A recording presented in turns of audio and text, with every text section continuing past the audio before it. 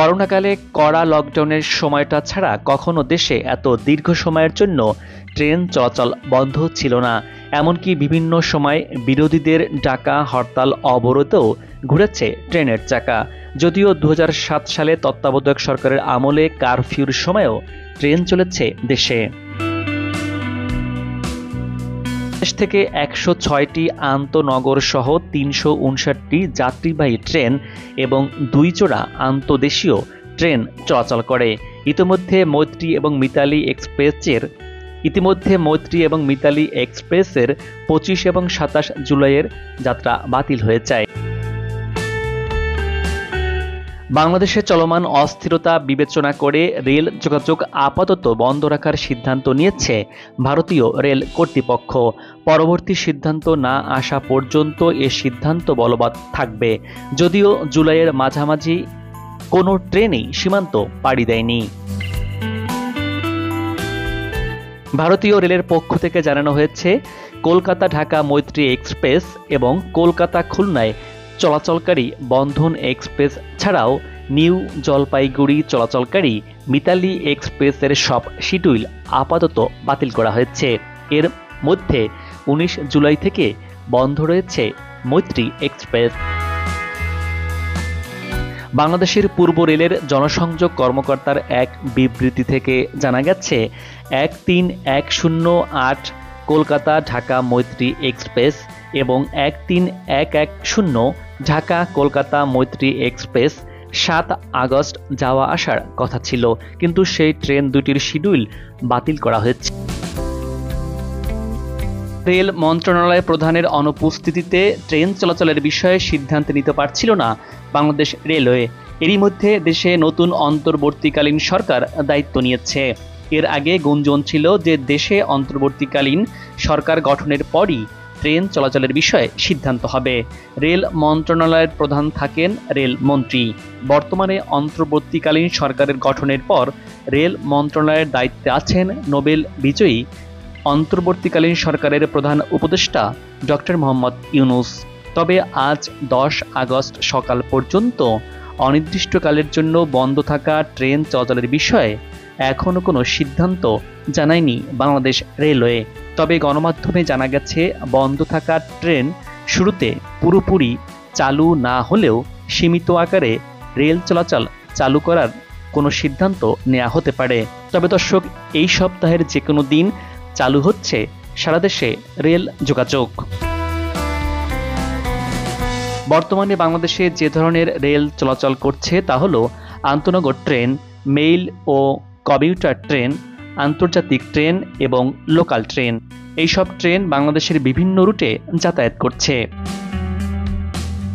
গত আন্দোলনে যতগুলো ট্রেন ক্ষতিগ্রস্ত হয়েছে তার মধ্যে আছে চট্টলা এক্সপ্রেস ট্রেনের ভ্যাকুয়াম রেকের 13টি কোচ ভাঙচুর করা হয়েছে।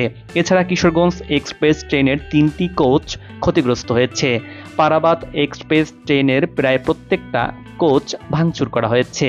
এছাড়া সোনার বাংলা এক্সপ্রেস ট্রেনের 2টি কোচ ভাঙচুর করা হয়েছে। সেই সাথে জয়ন্তিকা এক্সপ্রেস ট্রেনেরও সম্ভবত ভাঙচুর করা হয়েছে।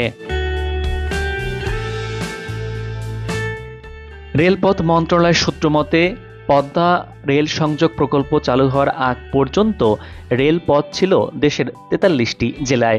গেল বছর 10 অক্টোবর পদ্মা রেল সংযোগ প্রকল্পের ঢাকা ভাঙা অংশ চালু হওয়ায় রেল নেটওয়ার্কে যুক্ত হয় আরও 3টি জেলা, মুন্সিগঞ্জ, মাদারীপুর এবং শরীয়তপুর।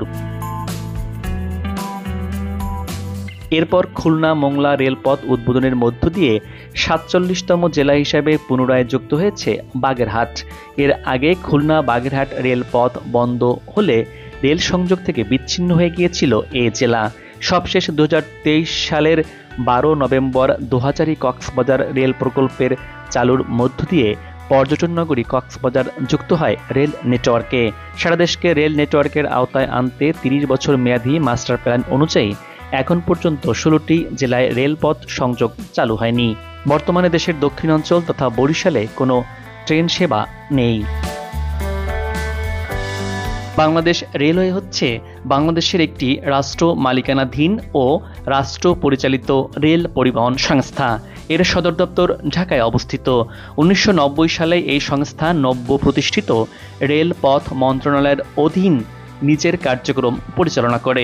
মোট 25,083 জন নিয়মিত কর্মচারী সহ বাংলাদেশ রেলওয়ের মোট 2,955.53 কিলোমিটার রুট রয়েছে। বাংলাদেশ রেলওয়ে বাংলাদেশ রেল পরিবহন সংস্থার সিংহভাগ পরিচালনা করে, তবে এর পাশাপাশি বেসরকারি সংস্থাগুলো অংশগ্রহণ রয়েছে, যেমন খাদ্য ও পানীয়র ক্যাটারিং, কিছু নির্বাচিত রুট ও ট্রেনের রেলওয়ে রিজার্ভেশন ও টিকিটিং ব্যবস্থা এবং প্রধান রেলপথসমূহে ফাইবার অপটিক কেবল স্থাপন, পরিচালন ও রক্ষণাবেক্ষণের কাজ বেসরকারি সংস্থার উপর দেয়া হয়েছে। বাংলাদেশ রেলওয়েকে মূলত দুইটি অংশে ভাগ করা হয়। একটি অংশ যমুনা নদীর পূর্ব পাশে এবং অপরটি পশ্চিম পাশে। এদেরকে যথাক্রমে পূর্বাঞ্চল এবং পশ্চিমাঞ্চল নামে আখ্যায়িত করা হয়ে থাকে। পূর্ব পাশের অংশের দৈর্ঘ্য 1,279 কিলোমিটার এবং পশ্চিম পাশের অংশের দৈর্ঘ্য 1,427 কিলোমিটার। এছাড়া দক্ষিণাঞ্চলের রূপসী নদীর পূর্ব প্রান্তের 32 কিলোমিটার দৈর্ঘ্যের রূপসা বাগেরহাট ব্রডগেজ রেলপথ সেকশনটিকে বাংলাদেশ রেলওয়ের তৃতীয় অংশ হিসেবে ধরা হয়। বাংলাদেশে বর্তমানে দুই ধরনের রেলপথ চালু রয়েছে: ব্রডগেজ, যা 5 ফিট 6 ইঞ্চি বা 1,676 মিলিমিটার, এবং মিটার গেজ 1,000 মিলিমিটার। দেশের পূর্বাঞ্চলে মিটার এবং ব্রডগেজ উভয় ধরনের রেলপথ বিদ্যমান রয়েছে। অবশ্য পূর্বাঞ্চলে যমুনা সেতুর পূর্ব রেলওয়ে স্টেশন হতে ঢাকা পর্যন্ত ব্রডগেজ রেলপথ রয়েছে। দেশের ইতিহাসে প্রথমবারের মতো পদ্মা রেল সেতু চালু হয়। পূর্বে ন্যারো গেজ রেলপথ চালু থাকলেও এখন তার ব্যবহার হয় না। বাংলাদেশ রেলওয়ের কার্যক্রম শুরু হয় ব্রিটিশ শাসনামলে 1862 সালে।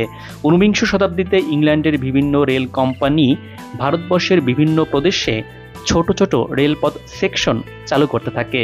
প্রথম দিকে শুধুমাত্র অর্থনৈতিক কাজের জন্য রেলপথ চালু করা হয়। ইস্টার্ন বেঙ্গল রেলওয়ে নামক কোম্পানি প্রথম বাংলাদেশে রেলপথ স্থাপন করে। 1862 সালের 15 নভেম্বর চুয়াডাঙ্গার দর্শনা থেকে কুষ্টিয়ার জক্তি পর্যন্ত রেলপথ স্থাপনের মাধ্যমে বাংলাদেশ রেল যুগে প্রবেশ করে।